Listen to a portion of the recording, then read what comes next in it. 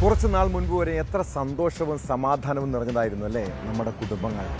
എന്നാൽ ഇപ്പോൾ എന്താണ് അവസ്ഥ?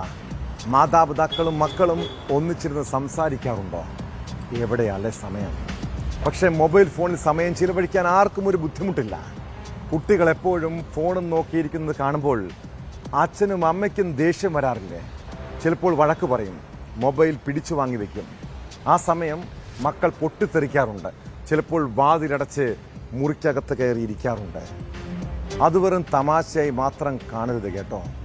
കൊല്ലം ആയൂരിൽ മൊബൈൽ ഫോൺ ഉപയോഗിച്ചതിനെ ചൊല്ലിയുള്ള വഴക്കിന് പിന്നാലെ മുറിയടച്ച് 17-കാരിയുടെ ആത്മഹത്യാ ശ്രമം. ഇതറിഞ്ഞ് സ്ഥലത്തെത്തിയ പോലീസിന്റെ സമയോചിതമായ ഇടപെടലാണ് പെൺകുട്ടിയുടെ ജീവൻ രക്ഷിച്ചത്.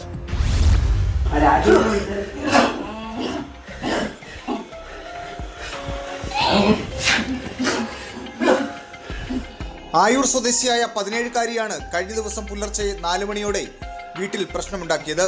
മൊബൈൽ ഫോൺ ഉപയോഗിച്ചതിനെ ചൊല്ലി മാതാവ് വഴക്ക് പറഞ്ഞതിനെ തുടർന്നായിരുന്നു സംഭവം. പെൺകുട്ടി മുറിയിൽ കയറി വാതിലടച്ചിരുന്നു.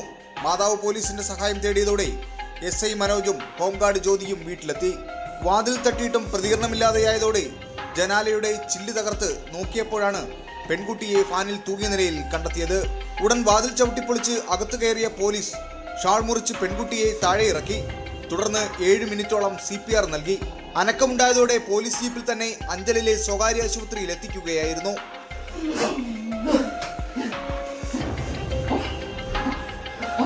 സമയോചിതമായ ഇടപെടലിലൂടെ ഒരു 17-കാരിയുടെ ജീവൻ രക്ഷിച്ച SI മനോജിന്റെയും ഹോംഗാർഡ് ജ്യോതിയുടെയും പ്രവർത്തനം ചടയമംഗലം പോലീസിനും നാടിനും അഭിമാനമായിരിക്കുകയാണ്.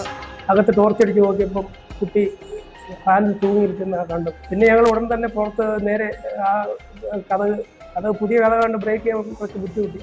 പക്ഷേ അത് ചവിട്ടി തുറന്ന് അകത്ത് കയറിയപ്പോൾ കുട്ടി കെട്ടി തൂങ്ങിയ നിലയിലായിരുന്നു. ഇതിന് മുകളിൽ കയറി കുട്ടിയെ പിടിച്ച് ഉയർത്തി ജ്യോതി അത് അറുത്ത് ഞങ്ങൾ തറയിൽ കിടത്തി നല്ല കുറച്ച് ഒരു 5-6-7 മിനിറ്റ് CPR കൊടുത്തതിന് ശേഷമാണ് കുട്ടിക്ക് കുറച്ച് ഇത് ബോധം വീണത്.